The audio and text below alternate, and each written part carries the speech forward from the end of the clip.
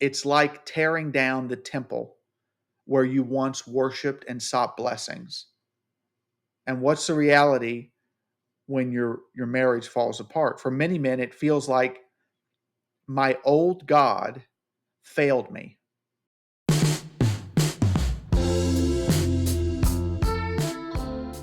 Why do you exist? Why do you exist? Why do I exist? Now, trust me, brothers, I've been there. I get it. Post divorce, as the bottom is falling out of your life and you're exhausted, stressed, confused, paranoid, and suspicious, this might feel like the last thing you want to address. But for your long term growth and survival, for the benefits it can provide, you need to realize this question is coming. It's in your subconscious, it's in your soul, it's in however you want to think about it. And you are going to want to avoid answering it because the analysis, looking in and examining closely, why did my world fall apart? Why do I feel this way about it? Why am I here now struggling? And it seems like a new way almost every day or every week. It's going to force you to acknowledge things you don't want to acknowledge about your worldview and your past. And doing this kind of thing might feel like weakness because it is an exhausting process. I'm not asking you to do something simple and easy. This will take you days and weeks, and it'll be something you revisit after months and years. It might feel like weakness. It's not.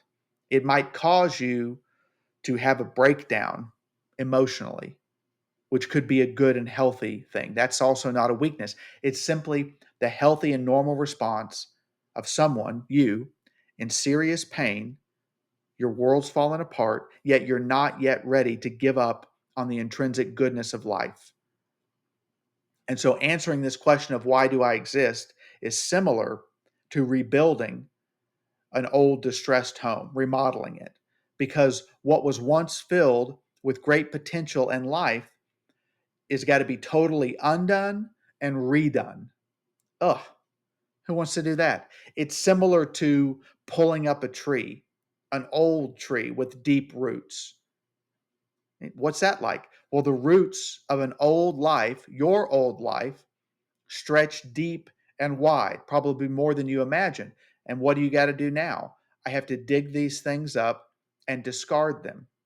Ugh, who wants to do that? This might be the most difficult season of life you're ever in, and answering this question of why do I exist might be the most difficult thing you do in it. If we can take the illustration so far, it's like tearing down the temple where you once worshiped and sought blessings.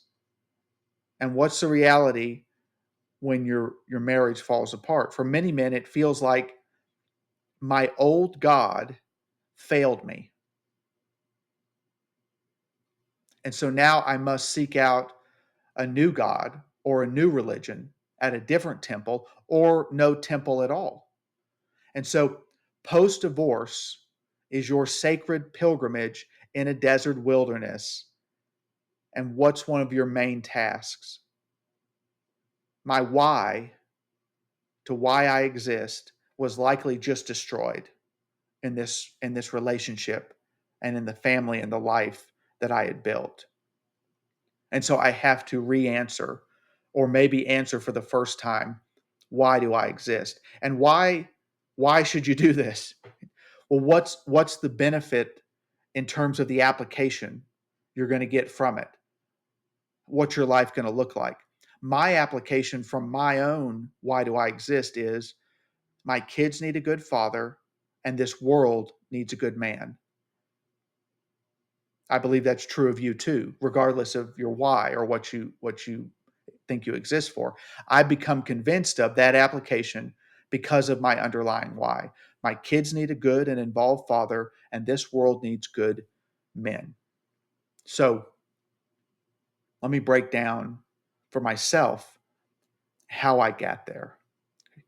Why do I exist? That's not a philosophical question anymore, right? It might have been a philosophical question before your divorce, and it was for me even as a committed Christian and pastor, but now I believe it's essential. I believe I exist to seek out and find and serve God and my neighbor. I understand that this journey is a treacherous one, a dangerous one, a confusing one where it's easy to get lost. Uh, the author Dante would say it's like traveling through dark and dangerous woods where there are threats all around. And the goal is to come out and emerge from the woods into a peaceful, well watered, brightly and beautifully lit pasture land where our good shepherd would care for us. Part of my why is that I believe my life has one end goal, one telos, that is to serve God in whatever station of life He gives me and to ultimately enjoy Him now and forever. And that's simply just what the historian Cassiodorus rehashed from the life of the saints and heroes. And even more, to clarify it within that for myself, who is my God? Well, I serve the Lord Jesus Christ. And because of his grace, I do that with an undivided heart so that even as life comes at me and distresses me, I need to fear no man or no thing or no circumstance that might happen to me. You need, in a similar way, in a systematized way, which is why I've given you a PDF to begin to work through that and to get some stuff on paper. You need to answer, why do I exist? You don't need to feel brave or to feel good or to feel like you have willpower. You need to act from an underlying principle of why you exist. I believe that's how you're intrinsically wired as a man, to move on, to accomplish something based on a fundamental principle and to come back to it again and again and again. And this will be a process, as I highlighted at the beginning, that'll be like tearing down and remodeling a home, like uprooting a tree, like tearing down your old temple. And yet, when you do this, you begin to stack small obediences and wins and disciplines derived from this that stack into becoming something good that you can build your life around, something great, even that you can build your life around. So, stage one of, you know, you need a battle plan.